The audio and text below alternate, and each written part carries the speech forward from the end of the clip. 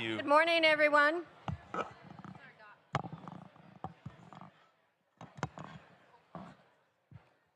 If you'd please take your seat. Welcome to your City Council meeting. Before Mayor Parker calls the meeting to order, we ask that you please silence all electronic devices. For those of you who requested to speak, there are 3 podiums in the chamber. When your name is called, please come forward to the center podium. The countdown clock is displayed on the chamber monitor to your left and will indicate how much time is remaining. A bell will sound when you have 30 seconds left. Thank you.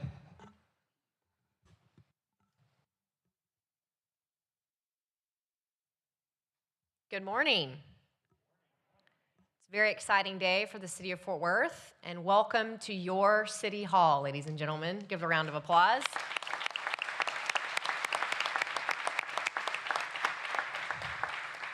Today is Tuesday, March 25th, and I will officially call our City Council meeting to order. Thank you, and I'll turn it back over to Jeanette. Today's invocation will be by Pastor Chris Mesa from the Arbor Lawn United Methodist Church. Please rise for the invocation and remain standing for the pledges of allegiance.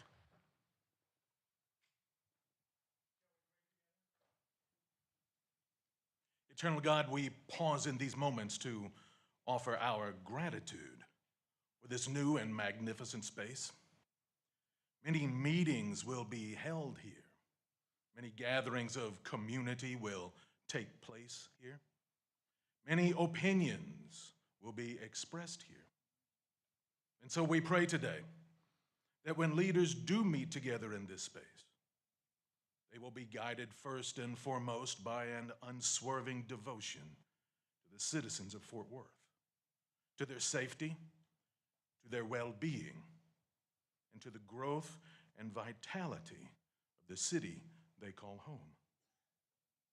And when community does gather here, we pray that we will remember our identity as community, supporting one another and supporting their leaders even as they hold those leaders accountable. And when opinions are expressed here, and when those opinions differ, we pray that those present deal with differences gracefully and honestly, not seeking to avoid conflict, but always seeking just solutions. Bless this space, Almighty God. Amen.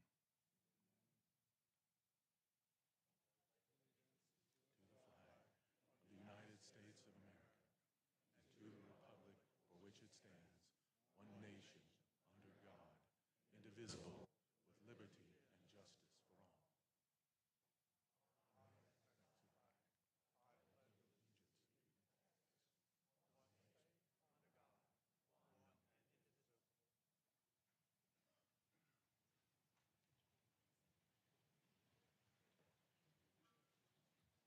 Jeanette, before you move into our presentations today, I want to recognize 2 schools that are in attendance today. The first is the Young Women's Leadership Academy. Ladies, thank you very much for taking the time to be here. Please give them a round of applause.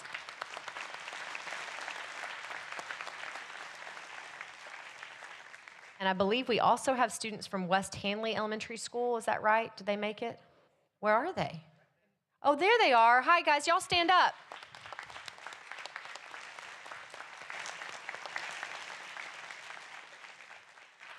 And thank you to Michelle Goot and your staff. It's important to us to have students come to this space. I know that Mayor Pro Tem Gina Vivens has been a big advocate of that as well, and having these 10 a.m. meetings has allowed us to do that. So students, we hope that you enjoy your meeting today, and the council's happy to visit with you after the meeting if you have any few questions or just concern about how we conducted the meeting today. Sound okay? Great, thank you. Thanks, Jeanette. Mayor and Council, our first item will be a recognition to the Naval Air Station Joint Reserve Base, Fort Worth. Great, and Councilmember Hill, if you'll join me as well, I'm going to come down to the podium.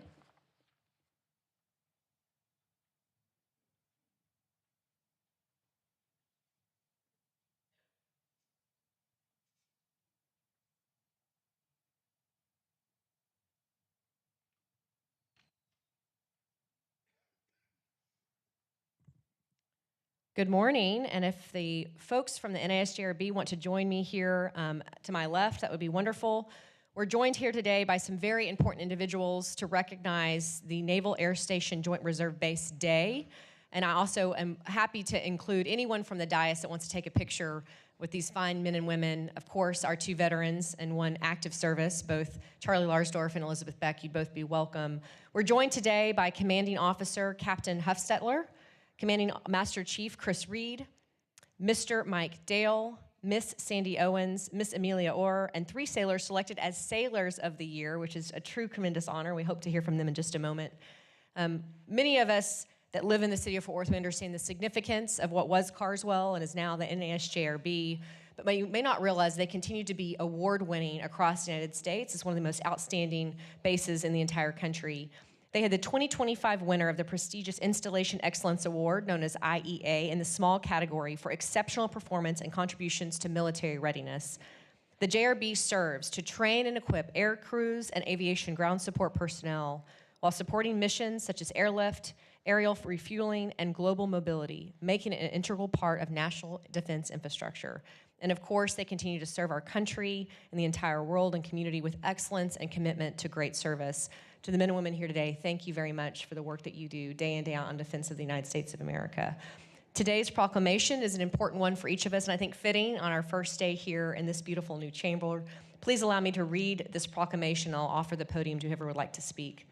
Whereas the Naval Air Station Joint Reserve Base Fort Worth was commissioned on October 1st, 1994, and whereas the base, now part of Navy Installations Command, is under the oversight of Commander, Navy Region Southeast, hosting a variety of fighter, attack, and airlift units from the reserve components of the Navy, Marine Corps, and the United States Air Force. And whereas the City of Fort Worth is proud of the Joint Reserve Base and congratulates the base on being awarded the 2024-2025 Installation of Excellence Small Category, recognizing outstanding performance and contributions to military readiness. And whereas this award is part of the Navy's annual Installation Excellence Award program, which honors the top installations based on their performance, aligned with the command's strategic goals and criteria determined by the Office of the Secretary of Defense. And whereas the Naval Air Station Joint Reserve Base Fort Worth excelled within the Navy Region Southeast before advocating to win at the Commander, Navy Installation Command Enterprise level, securing the top spot among all small installations. Now, therefore, on behalf of the City of Fort Worth, I commend the Naval Air Station Joint Reserve Base Fort Worth's achievement and extend our deepest gratitude to all those who've made this achievement possible. We are proud to stand with you as you continue to serve and protect our nation with excellence. Captain, if you'd like to say a few words, you'd be welcome. Good morning, everyone. It's great to be here today. This is a wonderful, beautiful facility, and just fitting for the level of customer service that this city provides and the relationships that we have. We have had the honor of carrying on the torch as a Naval Air Station for the last 30 years from what previously was Carswell Air Force Base. And every day we take that duty very seriously. And so to win this award this year, like we say, we don't pattern our behaviors to win an award. But it sure is great when somebody pats you on the back when you do a good job. So to win this award for the entire Navy is really just a testament to what these folks here have accomplished. And I have with us today, we've got Petty Officers Campbell, Maldonado, and Barrow. They're our Sailors of the Year. These are the best of the best. And so I saw all of our students sitting in the back. These are people you want to be like. And we're extremely proud of what they've achieved in each one of their departments on our base. In our little city. Mike Dale is our integrator on base. He has been with us for a long time and has been a steady hand on the tiller. Clayton Johnson, my executive officer. Chris Reed, my master chief. That's my home team. They're known as our triad. Amelia Oury, our community planning liaison, which a lot of people in this room know.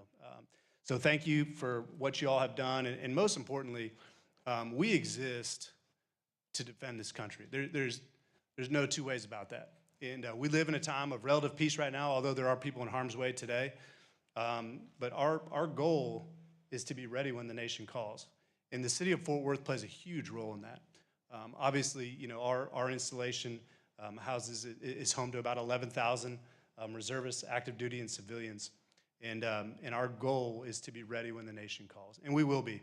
And so we appreciate you guys having us today. Thank you.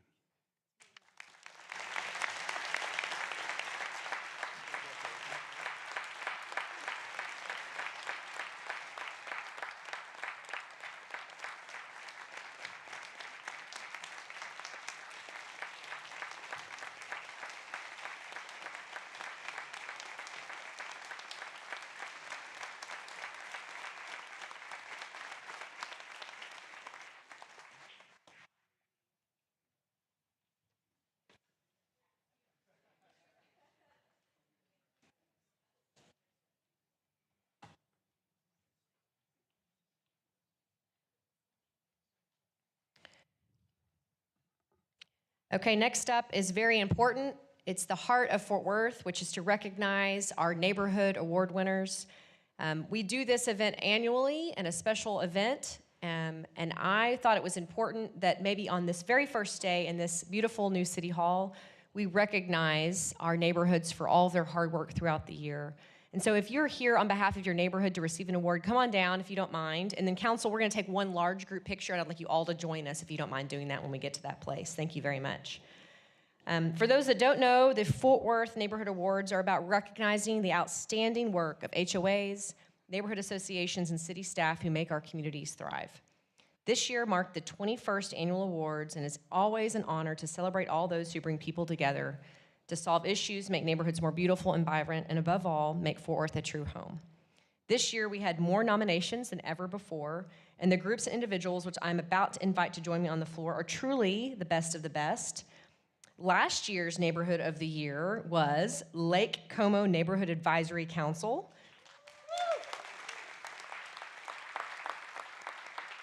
Y'all can come on down. Come on down. I know it's awkward. It feels like Price is Right a little bit. And they also went to the National Neighborhood of the Year at the National Neighborhoods USA Conference. And that, by the way, was the first time Fort Worth has ever received this honor. They were the winner at that national competition, which is a huge deal.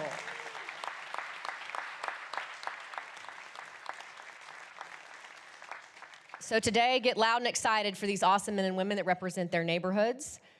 Before we do that, Michelle Goot, Community Engagement Team, thank you for your hard work to put this event on every single year and to recognize these neighborhoods. This is something special, and I guarantee you not many large cities in the country continue to really pour into neighborhoods, and it's because of your hard work. The first goes to the Civic Engagement and Collaboration Award, which was to Glencrest Civic League Neighborhood Association in District 8, Councilmember Nettles. Hand them out, that's fine. The Health and Wellness Award went to Garden of Eden and Council District 11, Councilman Martinez. The Newsletter Award goes to Ryan Place Improvement Neighborhood Association, District 9, Councilmember Beck.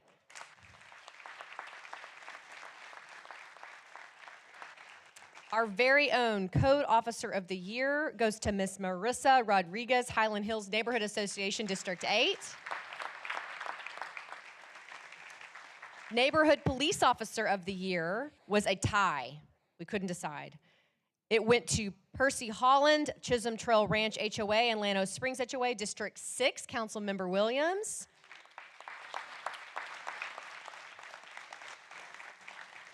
And the man that never sleeps, Mr. Ralph Salazar, Stockyards Inc., District 2.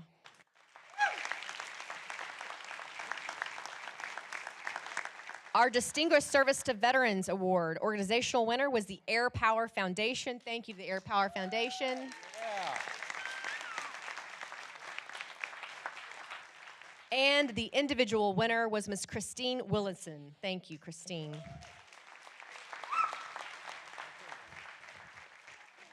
I love this one.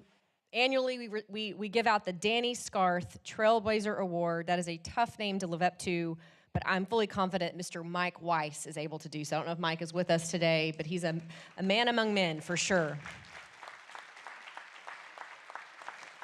Our Fort Worth Pride Award goes to Rosemont Neighborhood Association, which is both District 9 and District 11. They've got bonus moms there, and Councilmember Beck and Councilmember Martinez. The Spirit of Fort Worth Award was also a tie, going to West Meadowbrook Neighborhood Association, District 11 and District 8. And Vista West HOA in District 7, Councilmember Hill.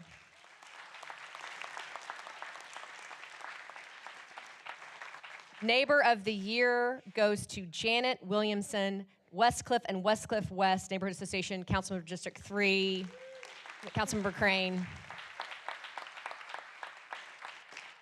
And last, but absolutely certainly not least, goes to Neighborhood of the Year, Lake Como Neighborhood Association.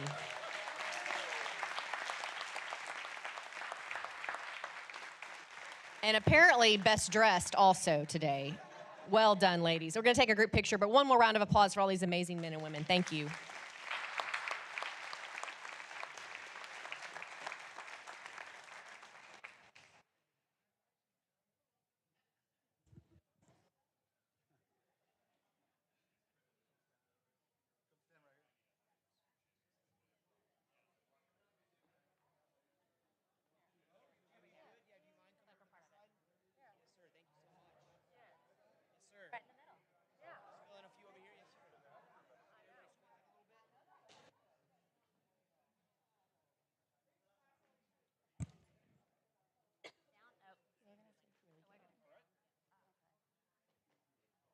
Let's wait for the other council members to come down.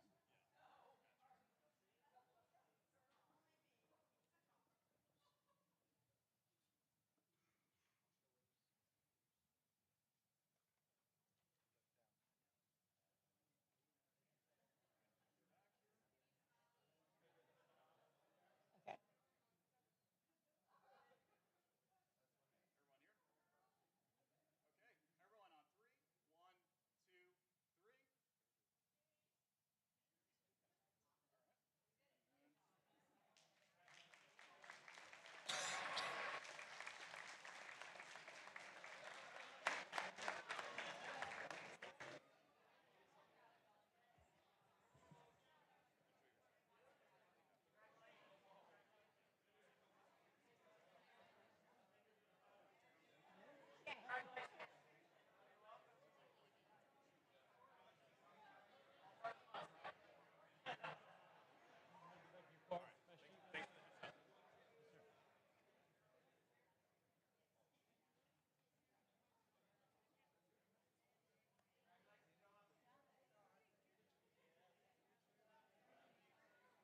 I don't think so. Did you get that picture?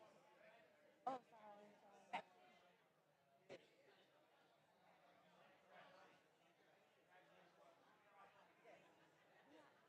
Photos with Oh, I thought I saw people here from there.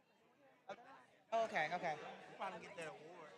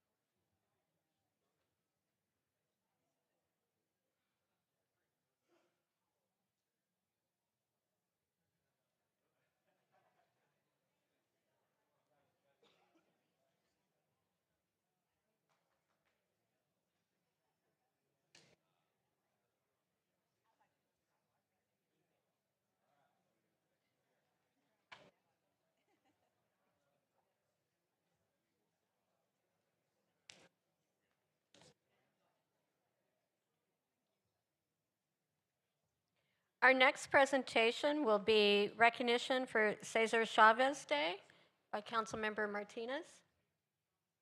Thank you, Jeanette. And so I'm so excited to present this following special recognition to the Cesar Chavez and Dolores Huerta Committee of Tarrant County. Councilman Flores, will you please join me at the podium?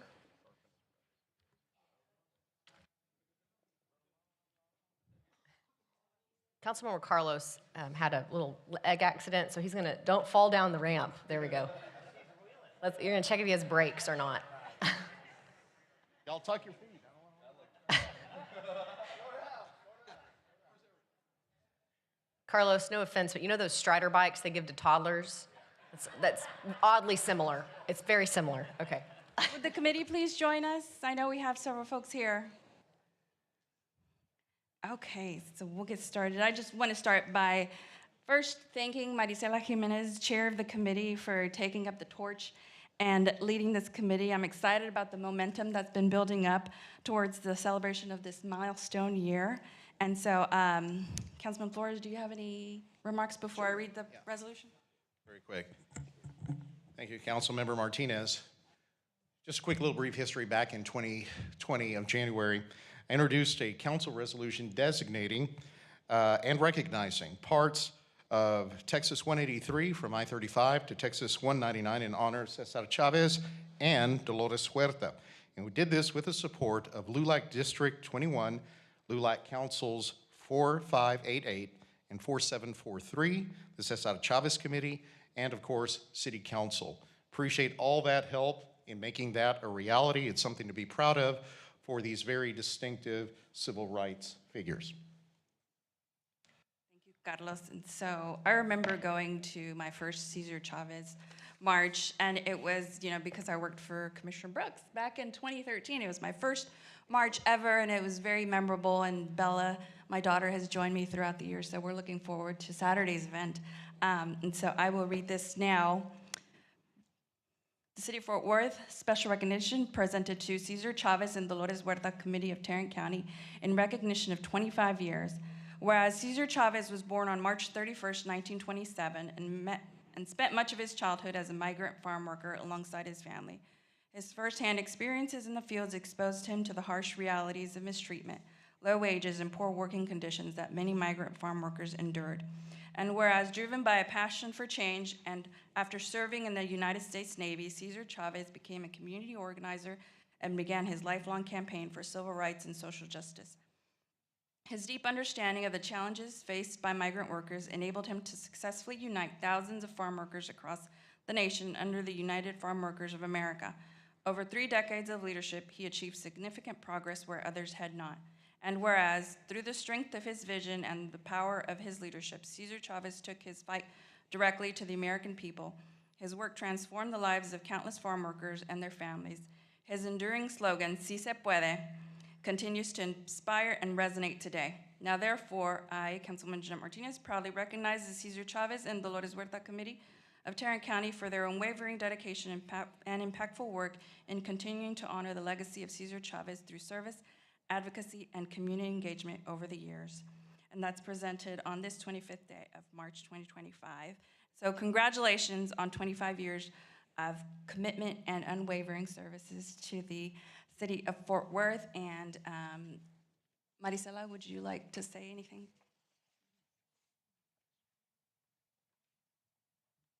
Thank you. I do have a little speech that we prepared. Okay. Thank you, Councilwoman Jeanette Martinez and Fort Worth City Council for this wonderful proclamation recognizing the Cesar Chavez and Dolores Huerta Committee of Tarrant County's 25th anniversary. We are honored to have your support as we continue our mission to promote education, social justice, community involvement, and leadership.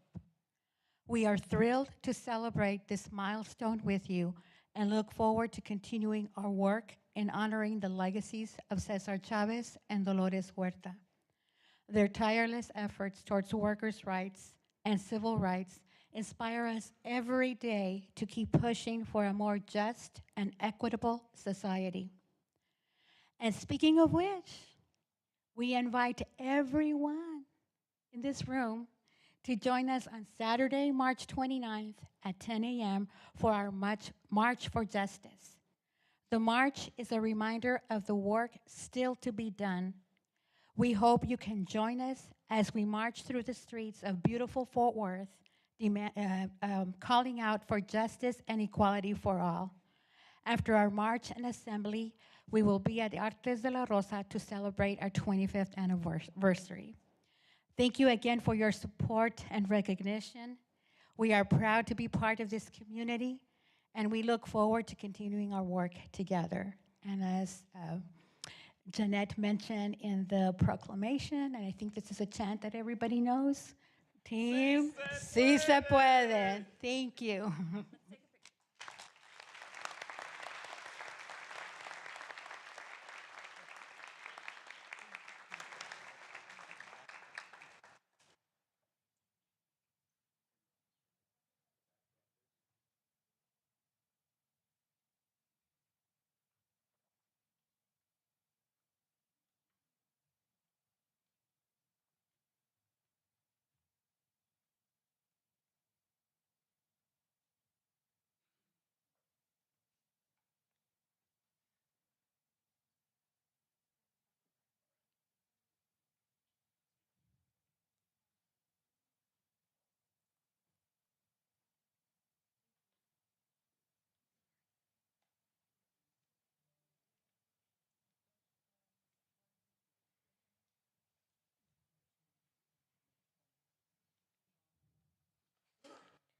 Our next will be a recognition of Arts Fort Worth Summit at Texas Wesleyan.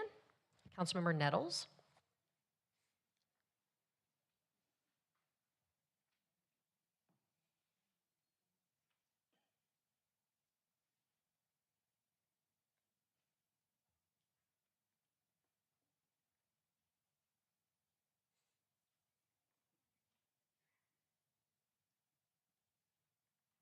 All right, Council.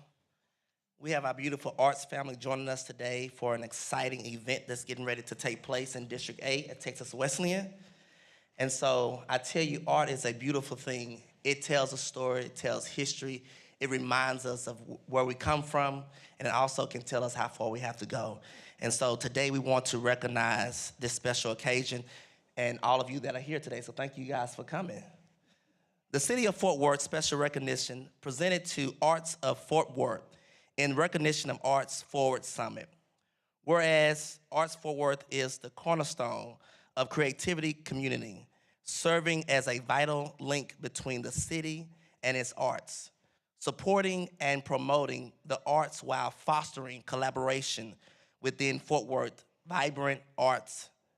Whereas since its inception in 1963 as the Arts Council of Fort Worth, Arts Fort Worth has worked diligently to strengthen bonds among artists, organizations, policymakers, and supporters, ensuring a dynamic and inclusive cultural landscape.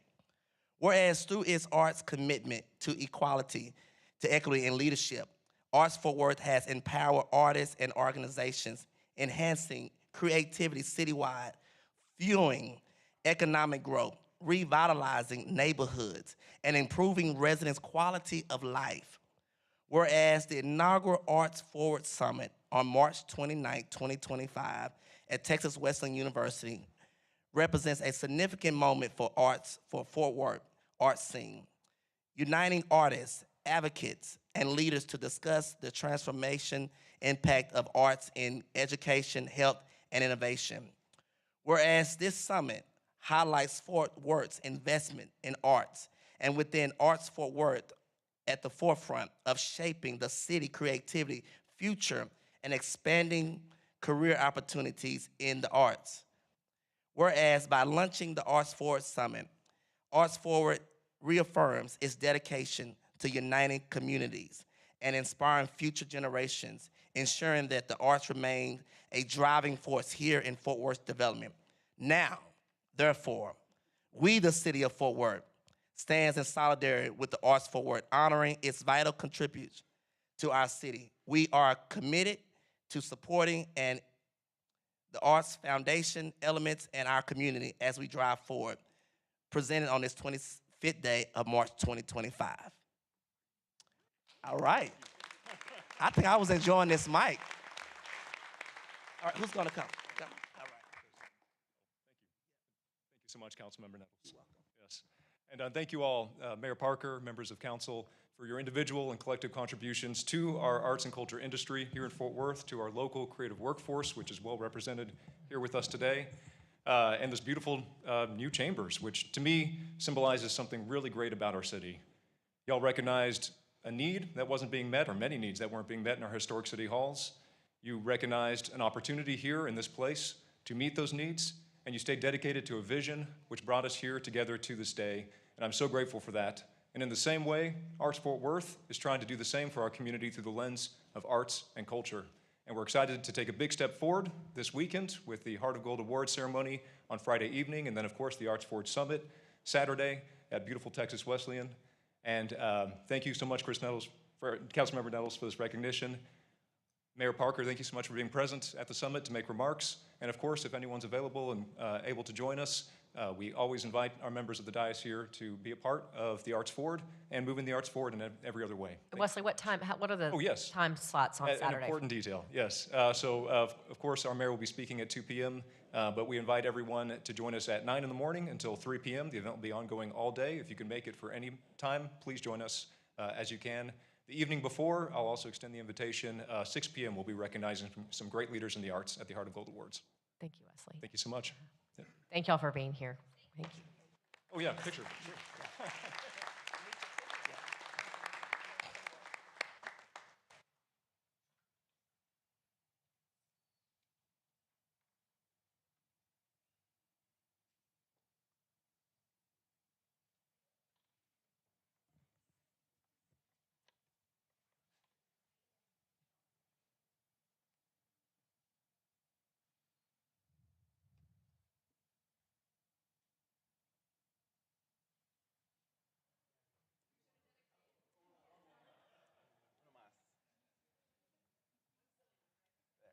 Perfect, thank you.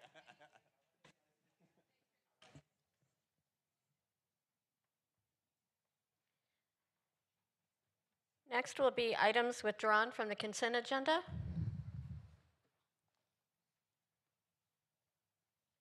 Do we have any items withdrawn from the consent agenda? I believe not. And to withdraw. Thank you. Mayor, next we can take the consent agenda speakers. Thank you. Our first speaker will be Chris Wood, followed by Randy Jack Daniels. Ms. Wood, you can use this center podium. Thank you.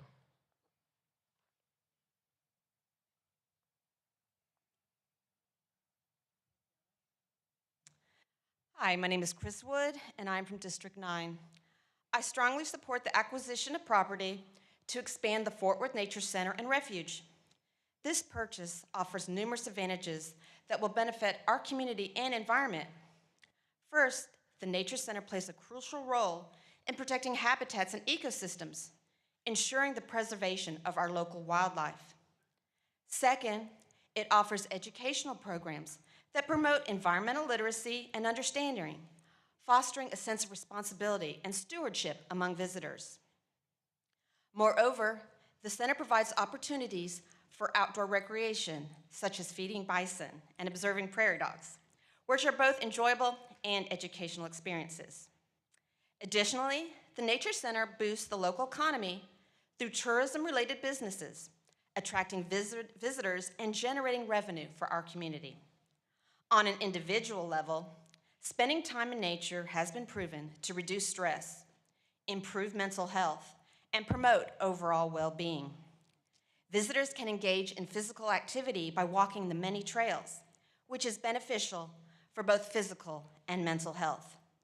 But lack of public transportation to this facility is a significant barrier that prevents many people from accessing these benefits.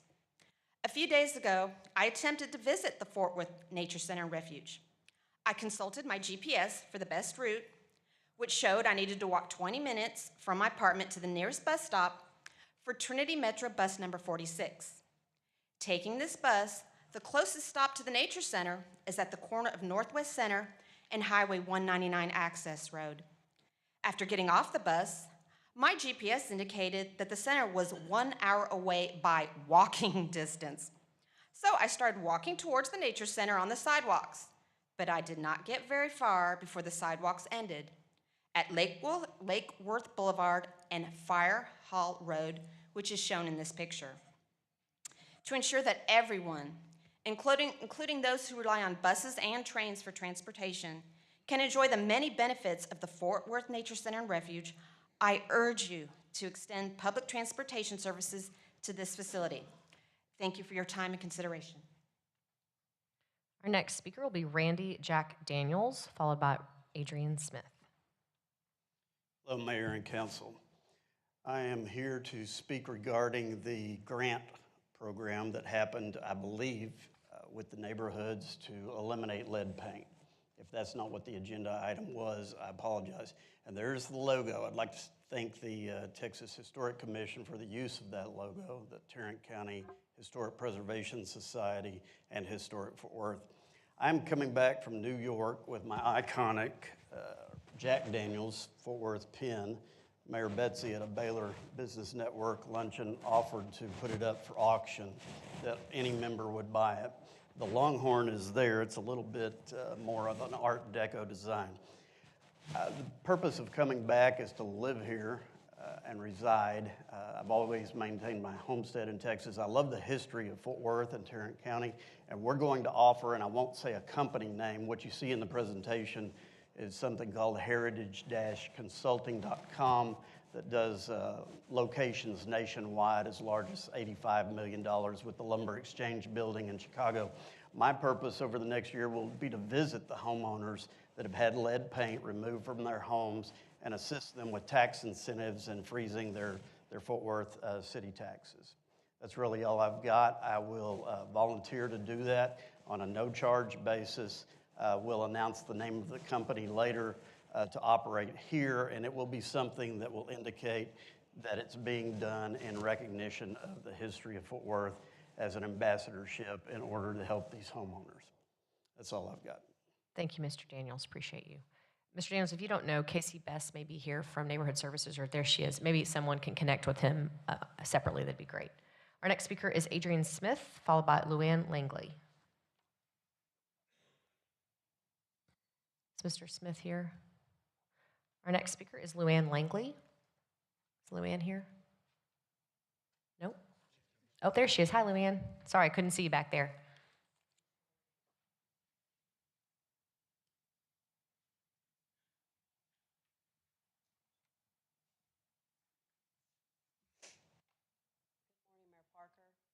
And council members. My name is Luann Langley, and I live in Grandview, Texas, which is located in Johnson County. I'm in agreement with severing ties with Synagro. I'm sure you all are familiar with what's going on in Grandview regarding the contamination of our land and water by the toxins, also called PFAS, that are in the biosolids that you have contracted Synagro and before them Renda Environmental to dump on our land. I stood before this council back in 2014 regarding biosolids. I actually had brought a sample with me and was stopped by a security guard who asked me what I had in the jar. I told him it was biosolids. His response was, "You can't take that in there. That's considered hazardous material." Really? But it's okay that the city of Fort Worth sends it all over everywhere and calls it organic fertilizer? Little did I know when I stood before this council that the smell was only the tip of the iceberg. I should have listened to Craig Monk when I first met him, and he told me that it wasn't the actual sludge that was bad, it was what was in it. But now we know, and I think that TCEQ, the EPA, Renda Environmental, Synagro, and you knew too, but didn't care what it was doing to the residents, their families, their livestock, and their livelihoods. Thankfully, because of Commissioner Woolley, Detective Ames, and Constable Fuller leading the investigation in Johnson County, we now know how toxic Fort Worth biosolids are. What are your plans moving forward to ensure the safety of your biosolid products? Has the city of Fort Worth done any PFAS testing on your biosolids? If so, where can we see those results? And do you plan on releasing those results to the public? It concerns me that you are now suing the Department of Defense and several manufacturers because of the chemicals they sold and were dumped in Lake Worth, which are the same chemicals that you seemed okay with dumping on unsuspecting landowners and farmers. How is canceling the contract with Synagro going to help the families that their lives have been destroyed by your ignorance and complete disregard for our safety?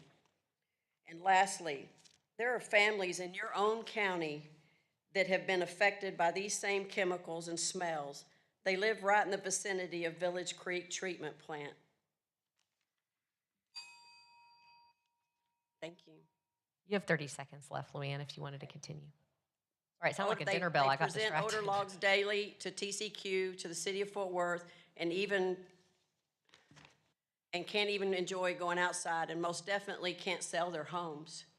But just as I found when we were subjected to the horrendous odors all the way back in 2011, and submitting formal complaints to TCEQ and calling Stephen Nutter with the city of Fort Worth, nothing was ever done.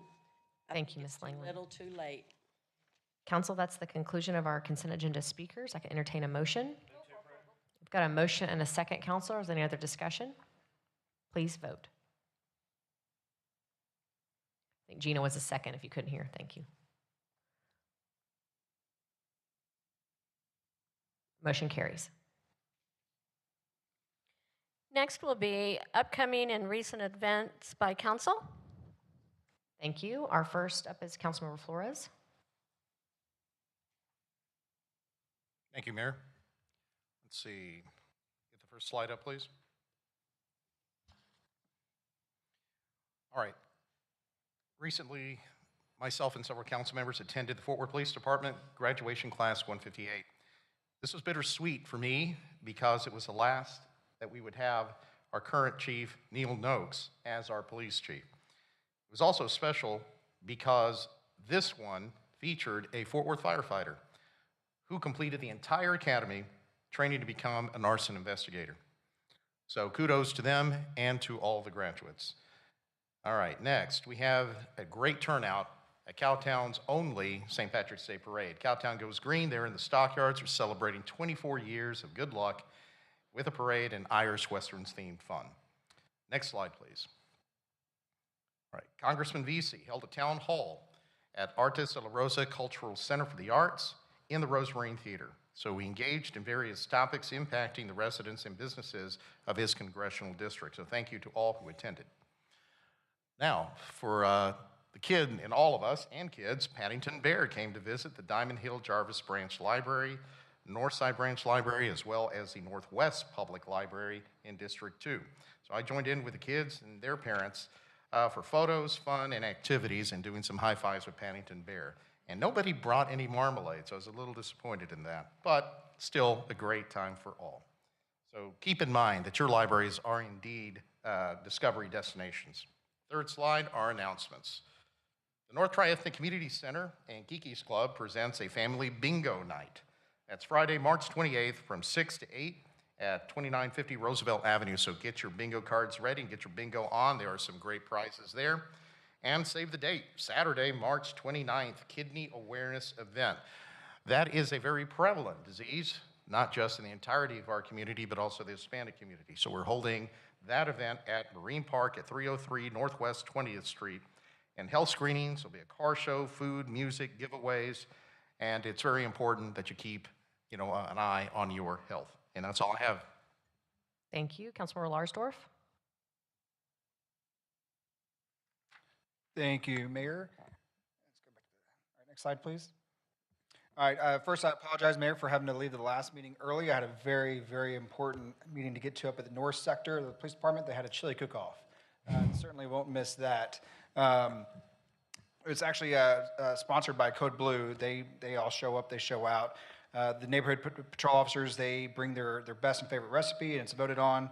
I believe this year is Officer Peralez, if I'm not mistaken, who won yet again, although there's controversy, so we may have to do a revote soon, but we'll invite the community out for that one. Next slide. All right, we have our District 4 Fort Worth Resource Fair coming up. We promise it will not suck because we're going to have police demonstrations there. We're going to have pet adoptions, some food trucks. Of course, a lot of our city staff and resources will be out there. Even going to have a dunk tank and bounce house. So it should be a good time for all. So I hope to see everyone there at the YMCA from 11 to 3. I believe that's it. Thank you. Councilmember Bivens. Is my mic on? Okay, good. I had the honor of being on hand for the ribbon cutter of the Tuskegee Airmen Texas State Veterans Home. It was a wonderful event. I had a chance to speak, but more importantly, I was seated right next to my big brother in politics, Commissioner Roy Charles Brooks. When you hear the name Tuskegee Airmen, you think of red tails. And so up under that red tail demo, you see Bob Ray Sanders, myself, and a member of the 287 Bikers Club. Next slide, please. And there you have the ribbon cutter. Councilman Michael Crane, Chris Nettles, Jeanette Martinez were there, along with my biker friends. Next slide, please. How many of you have gotten those calls from people wanting to buy your house for a whole bunch of money? Yeah, no one alone. Well, I want to say hats off to Hadley Warner with Frost Bank and the entire team. Hadley brought his team of resources, experts, financial counseling, financial planners, but the city matched him with our resources as well, led by Casey Best and a number of departments, just giving the community information on how to be smart about what you do, from home repairs to selling your home. Next slide. There is no next slide. So, those were some of the tables there. We had the master gardeners, but the fun part for me was getting a chance to hang out with council members Jeanette Martinez and Chris Nettles. Thank you for accommodating my request. I know you didn't know what I was up to, but you do know we had fun. So thank you for being there. And I'd like for everyone to mark your calendars for April 7th. I'm going to be convening my last How to Buy a Tax Foreclosed Property workshop somewhere in Fort Worth on April 7th. And the logic behind that is most folks don't know a tax foreclosed property when they see one. Usually there's white paper on the door with red ink, but what if it rains? The ink isn't red anymore. What if there's no house? It might be on a tree. It might be on a fence. And so you'll get that type of education, because if you live near a tax foreclosed property, you might want to buy it and pick who your neighbors are. So mark your calendars, April 7th, details coming soon. That's all. Thank you. Councilmember Nettles. Yes, last Sunday we had an awesome time with our community. We had over 200 community residents from District 8. We did a community all-star banquet acknowledging all of our representatives on our boards and commissions, as well as our neighborhood association. It was a great 2-hour event with all of our neighbors. The bottom picture in the middle is our Highland Hills senior dancers. And if we ever get an opportunity, we should really bring them to City Hall and let them dance. They had their fans. They didn't actually do the booth and the fan song. Michael Crane was there, but they were pretty good. And so it was a great event. Next slide. This is the Texas Home Veterans ribbon cutting, as Councilwoman Bivens just talked about. It was a great event in District 8 off of Campus Drive next to TCC. Homes for our veterans. We know that we want to support our veterans each and every opportunity that we get. Nicole Collier, Commissioner Brooks, and all of those were there. Next slide, please. Here are a couple of announcements. District 8, Highland Hills Town Hall, all is invited. It'll be March the 31st from 6 p.m. to 7:30. We have all different type of neighborhood services there: transportation, public works, code compliance, Fort Police Department, Parks and Recs, and Development Services. Also, we must keep our city clean. I believe our code compliance officer will like that. So help us create a climate-safe neighborhood. Join us Saturday, April the 12th, from 8 to 12. We'll see you there in Glenwood Park. Those are my announcements. Thank you. And Councilmember Martinez. Yes, thank you, Mayor. So I just really want to encourage everyone to visit the District 11 webpage. I mean, if you're interested or if you live in District 11, right? But you will find information on capital projects. I'm sorry, can you go back? Capital projects, zoning cases, our district map, past newsletters and contact information. But we also are uploading other documents, such as our push card that has all the important information you need to know in the city of Fort Worth, but also a resource guide that we've created. And we will be adding the town hall presentation that was presented at our town hall back in February. So those documents are available on our District 11 webpage as well. Next slide. So I just want to say thank you so much to Utari for hosting us for our inaugural District 11 Town Hall that again took place on February 22nd.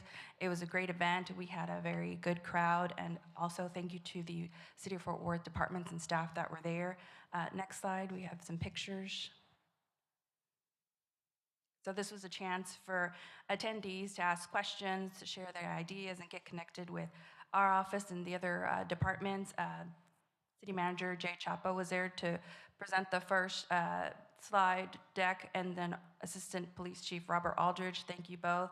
And we also heard from Directions Homes Manager Tara Perez and our HOPE team. And so those city departments that were present that day were Transportation Public Works, Code Enforcement, Parks and Rec, the Office of Police Oversight Monitor, Neighborhood Services, and Environmental Services and Library. So thank you so much to all those that attended and those departments that were there and those individuals that presented. Next slide. So I wanted to do another shout out to our District 11 awardees at the Mayor's Community Engagement Workshops in 2024 Neighborhood Awards. We had several winners, but we also had a lot of runner-up and second runner-ups. So for the neighborhood newsletter, we had first runner-up Eastern Hills Neighborhood Association.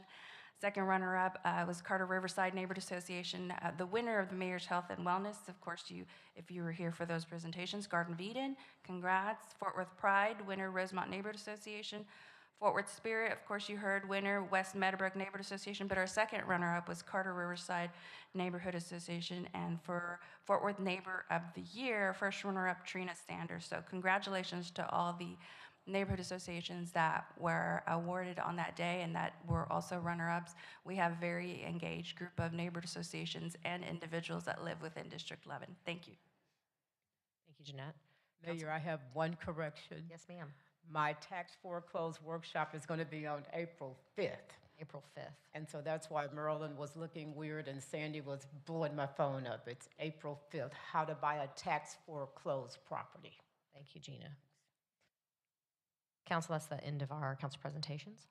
Mayor, next will be non-consent speakers. Thank you. Our only speaker is Adrian Smith. Is Mr. Smith here? Nope, we can continue. Thank you. Our next item will be item 24-4964, board appointments from District 10. Councilmember Blaylock. Thank you, Mayor. I would request your consideration to appoint the following individual to the board below with a partial term beginning on March 25th, 2025 and ending on October 1st, 2026. So, Mr. Brian Ketchum to the Historical and Cultural Landmark Commission. The respective application and resume are attached to the original copies maintained by the City Secretary's office. Second. Got a motion and a second, Council. Please vote.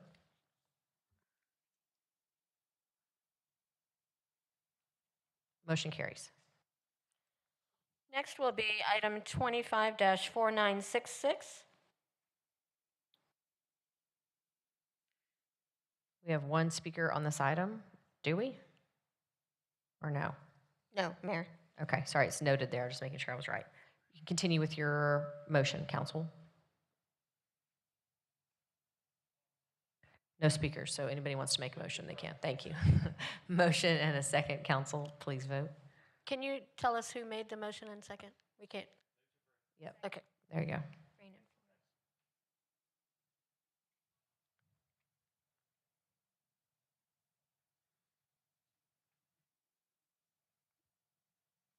Motion carries. Thank you. Next item is MNC 25-0274 with report by City Staff Lori Gordon.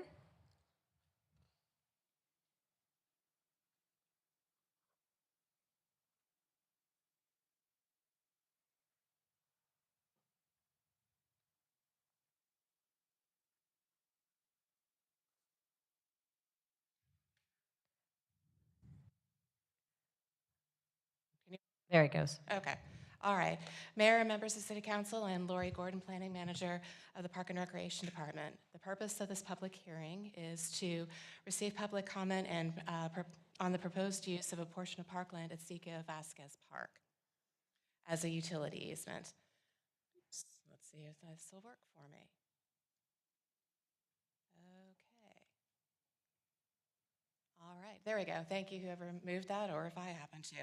In accordance with the Chapter 26 of the Texas Parks and Wildlife Code, the City Council must find that no feasible or prudent alternative exists for the location of the proposed improvement and find that the proposed location includes all reasonable planning to minimize the impact on Siquio Vasquez Park.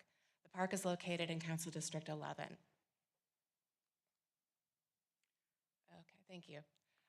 The purpose of this Chapter 26 is to provide a permanent utility easement area of variable width. Portions of the park will be closed for the project improvements during construction. No trees are impacted by this project. In accordance with state law, the parkland conversion was advertised in the Fort Worth Star-Telegram and the Dallas Morning News. As of this day, staff has received no public inquiries on the proposed use of parkland at Siquio Vasquez Park. On October 23, 2024, the Park and Recreation Board endorsed staff's recommendation to the City Council to authorize the use of portions of Siquio Vasquez Park for a utility easement. This concludes the report from staff. Upon completion of the public comment, staff recommends the City Council close the public hearing and act on the M&C. Thank you. Council, my microphone eventually. Thank you. If not, I can entertain a motion. Thank you. Motion and a second.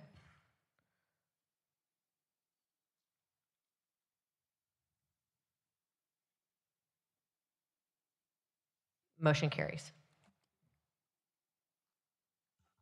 Our next item is MNC 25-0280, report by City Staff Lori Gordon. Sorry, Lori. Might as well just stay down there. I think you got the next few public hearings. Thank you.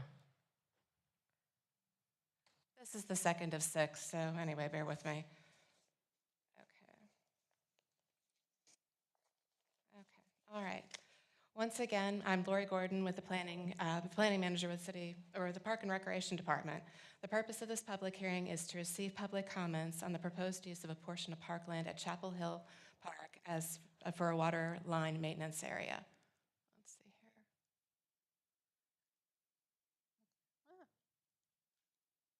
I'm not having luck with this. Thank you, whoever just did that. Oh, okay. Maybe we have battery issues. Okay. In accordance with the Chapter 26 of the Texas Parks and Wildlife Code, the City Council must find that there's no feasible or prudent alternative exists for the location of the proposed improvements and find that the proposed location includes all reasonable planning to minimize impact to Chapel Hill Park. Okay, back one now. There we go, okay. All right, the purpose of this Chapter 26 is to use approximately 0.29 acres of Chapel Hill Park for a permanent water line maintenance area. No trees are impacted by this project. In accordance with state law, parkland conversion was advertised in the Fort Worth Star-Telegram and the Dallas Morning News. As of this date, staff has received no public inquiries on the proposed use of a portion of parkland at Chapel Hill Park for a water line maintenance area. On December 18th of 2024, the Park and Recreation Advisory Board endorsed staff's recommendation to the City Council to authorize the use of portions of Chapel Hill Park for a water line maintenance area. This concludes a report from staff. Upon completion of the public comment, staff recommends the City Council close the public hearing and act on this M&C. Thank you. Thank you, Lori. Council, any questions? Not, can entertain a motion. Thank you. Motion and a second by Councilmember Nettles. Please vote.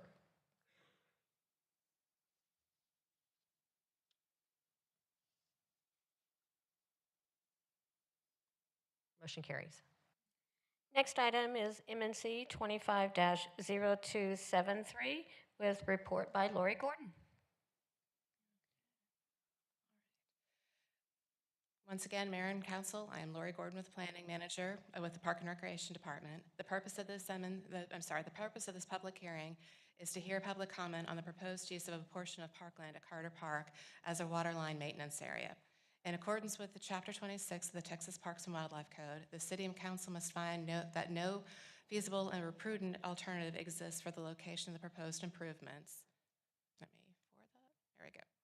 And find that the proposed location includes all reasonable planning to minimize the impact to Carter Park. Carter Park is located in Council Districts 8 and 9.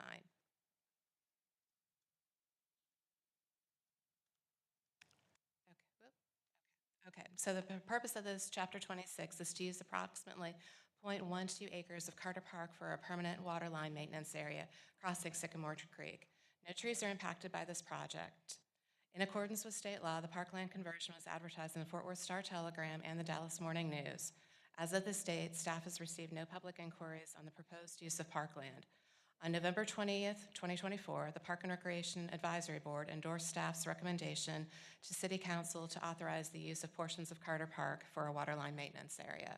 This concludes the report from staff. Upon completion of the public comment, staff recommends that City Council close the public hearing and act on the M&C. Thank you, Lori. Council, will entertain a motion?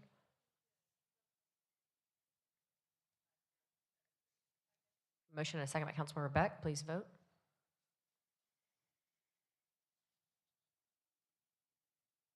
Motion carries. Next item is MNC 25-0278 with report by Lori Gordon. I am Lori Gordon once again, Planning Manager of the Park and Recreation Department. The purpose of this public hearing is to receive public comments on the proposed use of a portion of parkland at Thomas Place Park for a sanitary sewer maintenance area. In accordance with Chapter 26 of the Texas Parks and Wildlife Code, the City Council must find that no prudent or alternative exists for the location of the proposed improvement and find that the potential location includes all reasonable planning to minimize impact to Thomas Place Park. Thomas Place Park is located in Council District 7. The proposed sanitary sewer maintenance area is necessary for the realignment of an existing 8-inch sewer currently traversing private property immediately south of the park. The maintenance area will use approximately 0.07 acres. In accordance with state law, the parkland conversion was advertised in the Fort Worth Star-Telegram and the Dallas Morning News. As of this date, staff has received no public inquiries on the proposed use of a portion of parkland at Thomas Place Park for the sanitary sewer maintenance area. On November 20th, 2024, the Park and Recreation Advisory Board endorsed staff's recommendation to City Council to authorize the use of portion of Thomas Place Park for a sanitary sewer maintenance area. This concludes report from staff. Upon completion of the public comment, staff recommends that City Council close the public hearing and act on the M&C. Thank you, Lori. Council motion?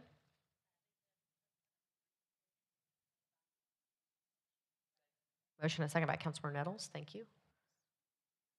I'm sorry.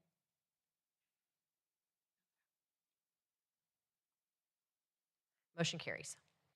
Next item will be MNC 25-0279 with report by Lori Gordon. Okay, thank you.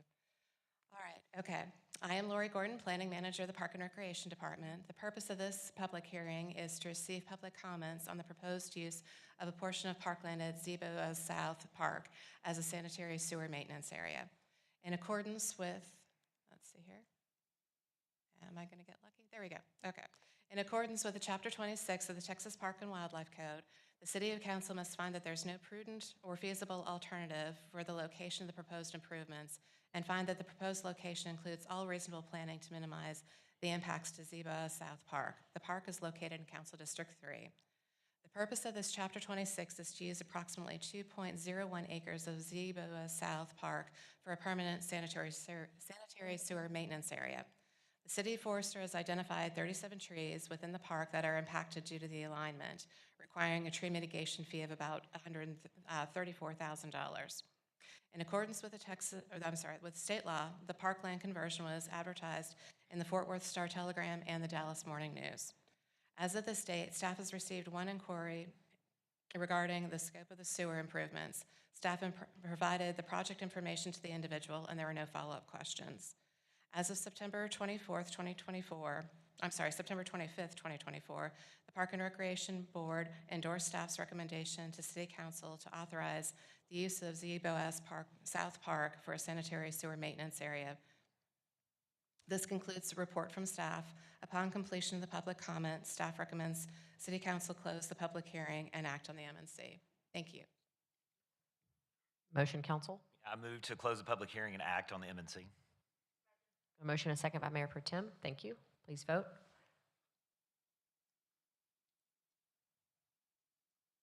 Motion carries. Next item is MNC 25-0276 with report by Lori Gordon. Last one, Lori. You're doing great. It is.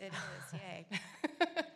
Okay, once again, I am Lori Gordon, Planning Manager of the Park and Recreation Department. The purpose of this public hearing is to receive public comment on the proposed use of portions of parkland at Forest Park for public right-of-way. In accordance with Chapter 26 of the Texas Parks and Wildlife Code, the City Council must find that no feasible or prudent alternative exists for the location of the proposed right-of-way and find that the proposed locations include all reasonable planning to minimize the impact on Forest Park. The park is located in Council Districts 3 and 9. Do I get lucky? This remote control does not like me. Okay, the purpose of this public hearing and action is to officially document public right-of-way through Forest Park. The streets and right-of-way amounts are listed in your M&C packet. In accordance with state law, the parkland conversion was advertised in the Fort Worth Star-Telegram and the Dallas Morning News. As of this date, staff has received one inquiry regarding the extent of public right-of-way within the park. Staff provided a copy of the Forest Park plat depicting the location and the amount of square foot and acres of the various existing public rights-of-way roadways passing through Forest Park. No official documentation, oops, I'm sorry, I apologize. On June 26th of 2024, the Park and Recreation Advisory Board endorsed staff's recommendation to City Council to authorize use of portions of Forest Park for public rights-of-way. This concludes the report from staff. Upon completion of the public comment, staff recommends City Council close the public hearing and act on this M&C. Thank you, Lori. Got a motion and a second by Councilmember Crane. Please vote. Motion carries. Thank you. Thank you, Lori. Next item is ZC-24-157. And Mayor, I believe we have speakers. Mayor, Councilmember Hill, we have 3 speakers. Our first is Darren Norman, followed by Clay Mazur.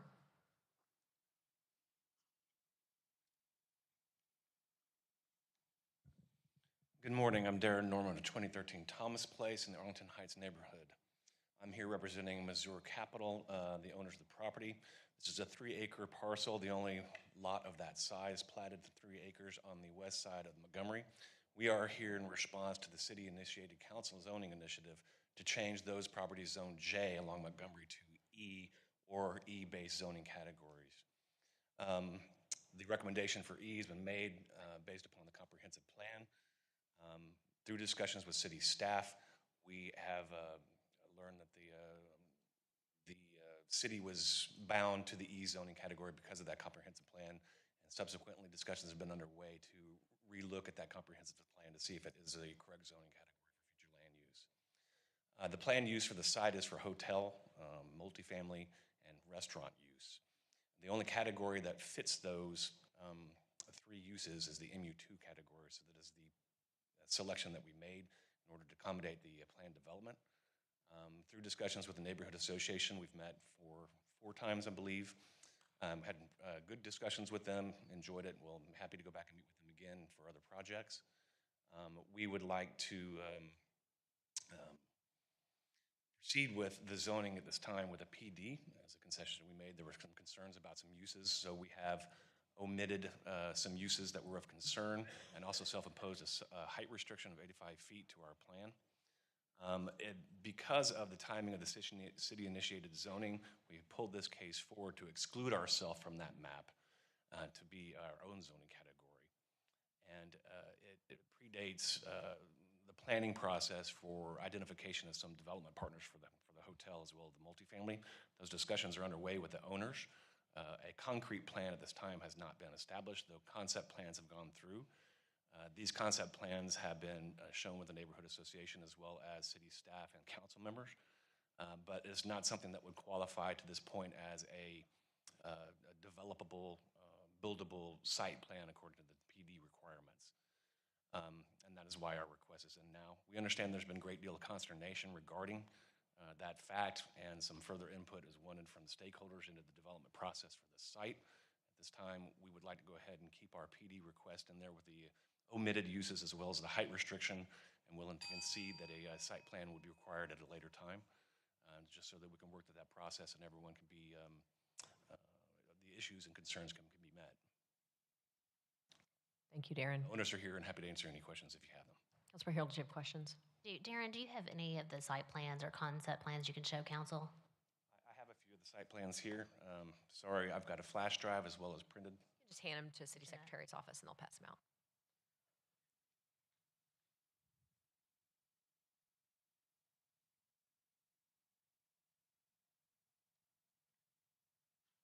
If it's helpful, Darren, they can display it for you up on the screens. If you want to talk through anything, you can, if Councilmember Hill has questions. Darren, and I think specifically, let's talk about the 30-foot water line that goes to the property, why this is a little bit more complicated of a case than just a cut and dry U2 case. Yes, please.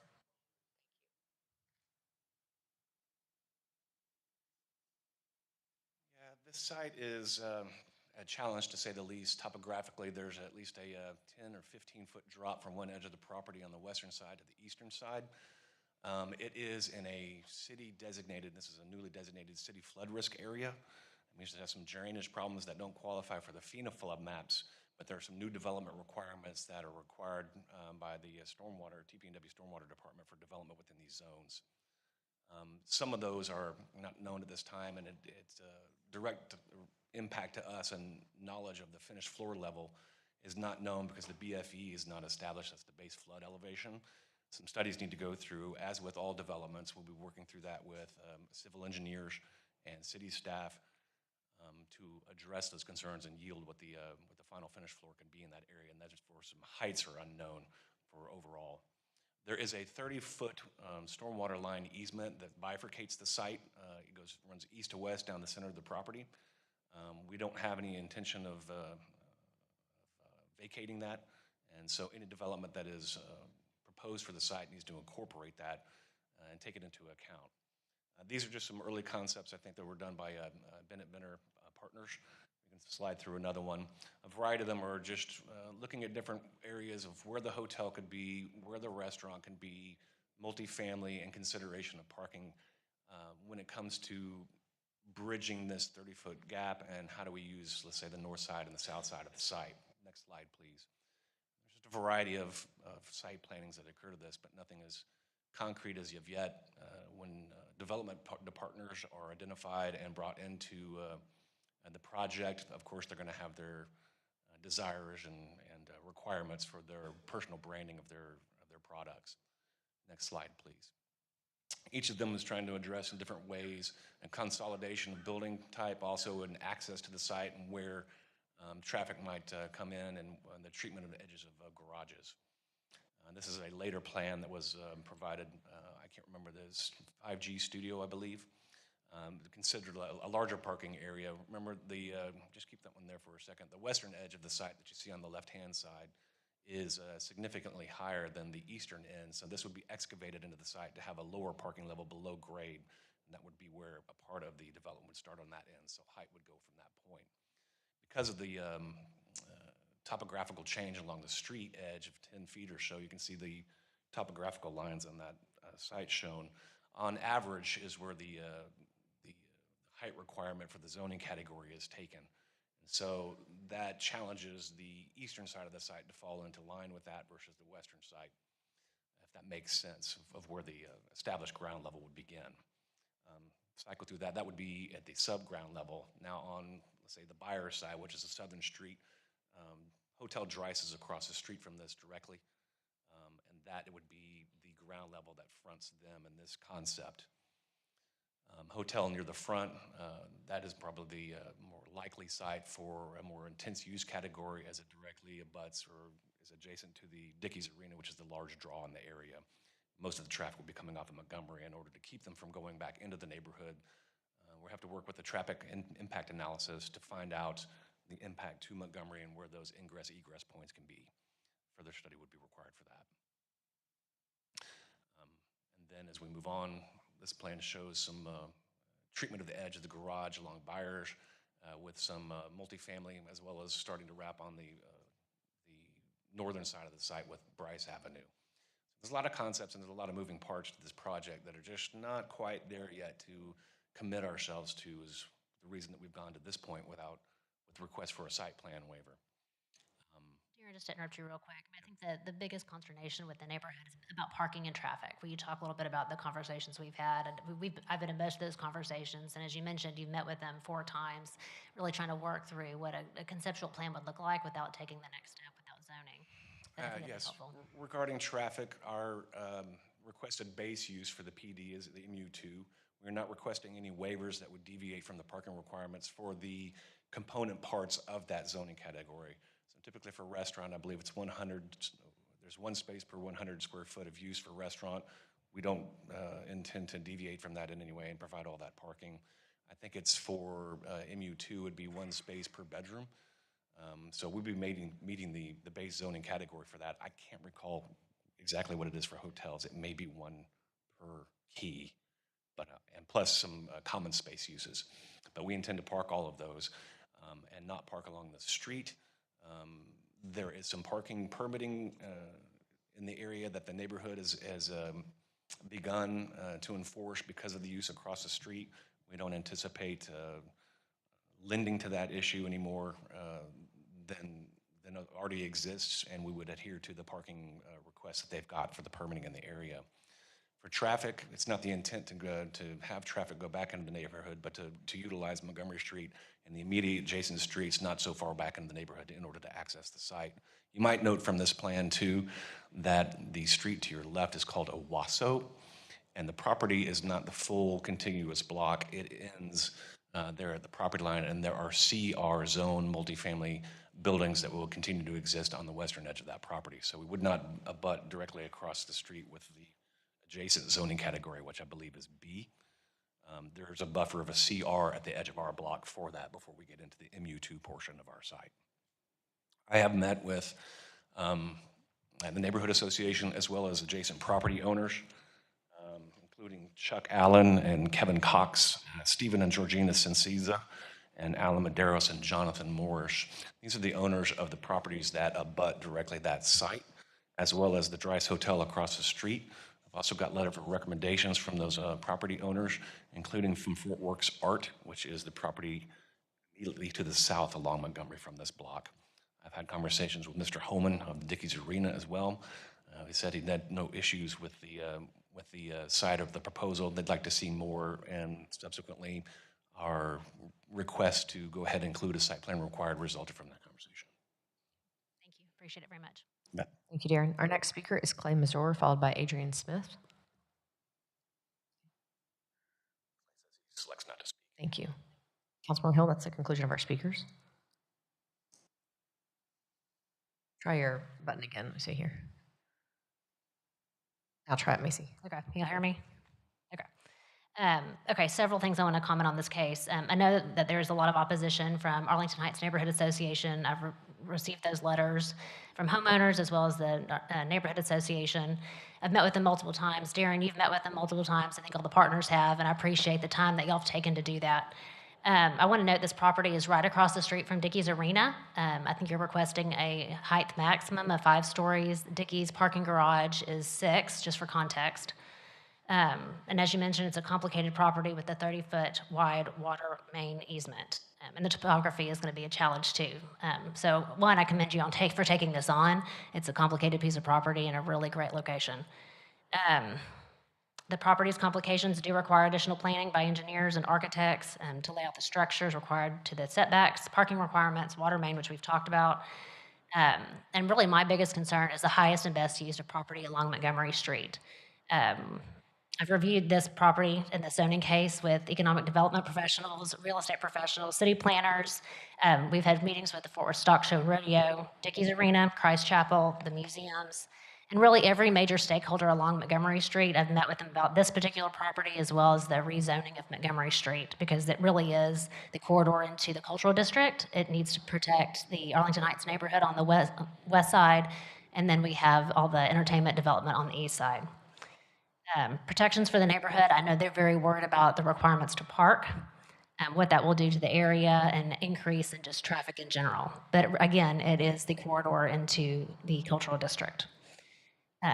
Low density residential, it's been a conversation. I do want to point that out, but again, that's probably not the highest and best use of this corridor. That's changed dramatically over the years.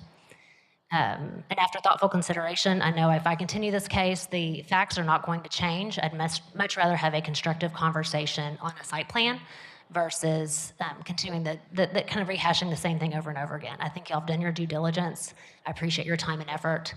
I want to thank city staff, Dana Bergdorf, Lynn Jordan, Stephen Murray, for your time that you've put into this. It's been very helpful for me in Arlington Heights as well. Christina Batowski, Lori Murray, Boskin, y'all have taken the time to research, and I appreciate your fierce protection of Arlington Heights. But I'm going to go ahead and move to approve ZC 24257 with the height maximums of 5 stories or 85 feet, excluding the use of short-term rentals, the event center, rental hall, service station, pawn shops, with a site plan required. Second. Motion and a second, please vote.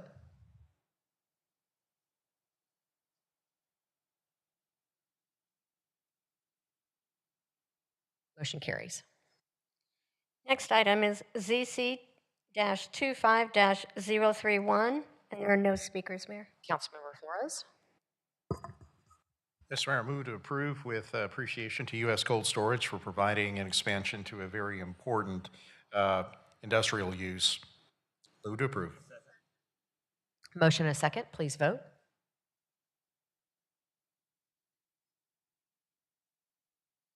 Motion carries. Next item is ZC-25-037, and we have speakers, Mayor. Thank you. Our first speaker is Barbara Brewer, followed by Rachel Jenkins.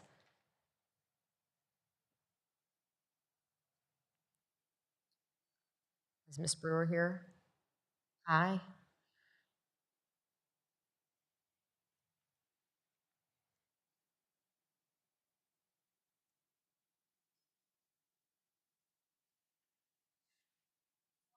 Tried this one. I know it's a lot different. It is. Takes a minute to get down. Thank you.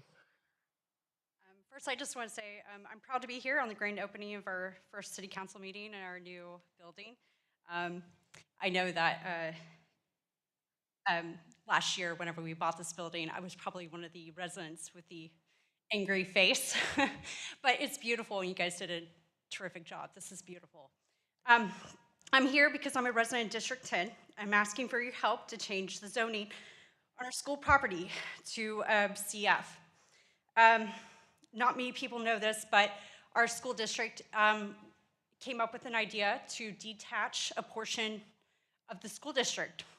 We are voters and we're taxpayers, and what they did, making this decision without even thinking about what would this cost, what would happen to the bonds, we fought like hell, and I just want to thank the city council members for getting involved. I know you didn't have to, and Mayor, thank you for voicing your concern and being an advocate for us as well. I know that everybody's wearing gold ribbons, and I want to thank you guys for supporting us.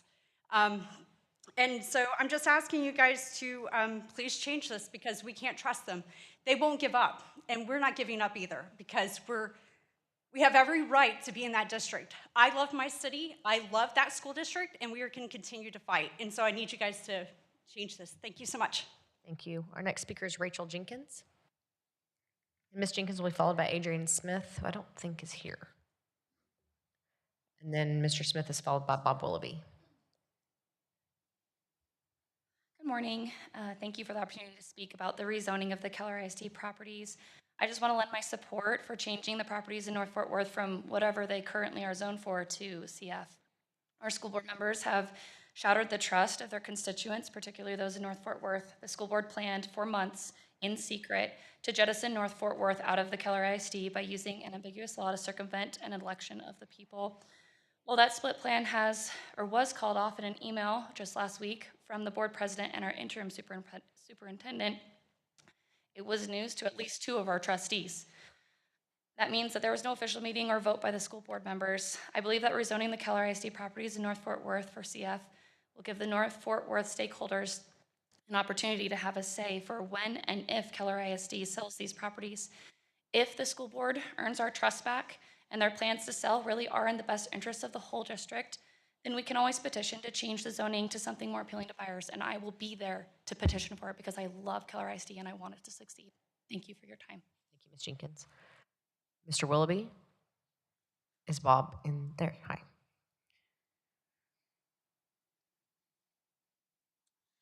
Hi. What I really want to bring out is that the CF community facilities on this thing. Seeing how a lot of the new council members never even been to a council meeting or know anything about zoning, I thought I'd enlighten them a little bit.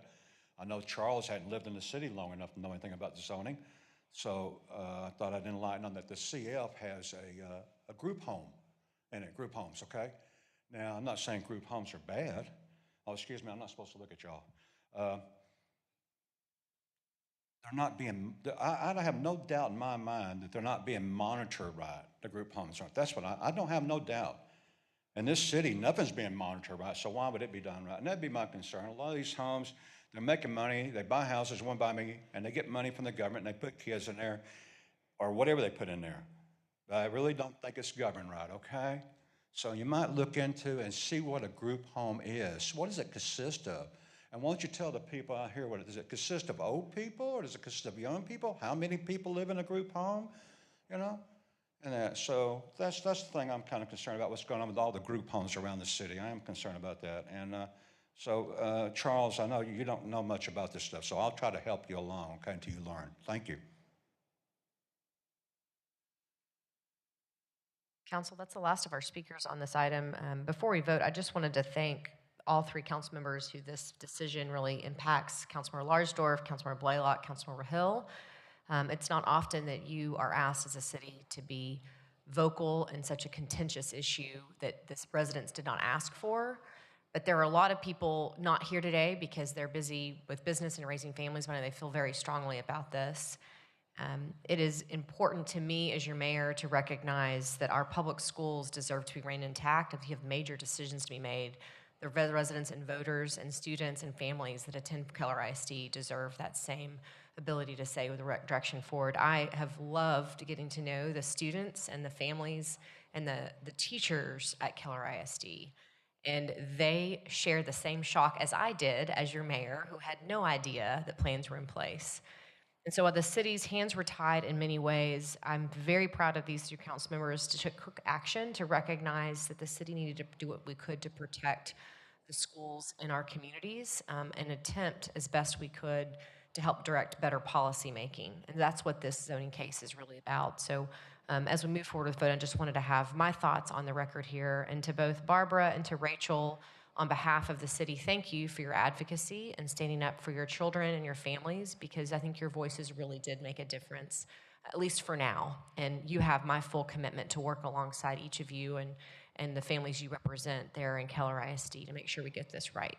So with that, I'll entertain a motion and allow my council members to speak. Councilmember Larsdorf. Yeah, thank you, Mayor. And Mayor, thank you for your support in this entire ordeal. It's for anyone to speak up vocally, especially when it regards schools, takes a lot, and we really appreciate you. I also want to say thank you to city staff for all their help in making this possible and this zoning change.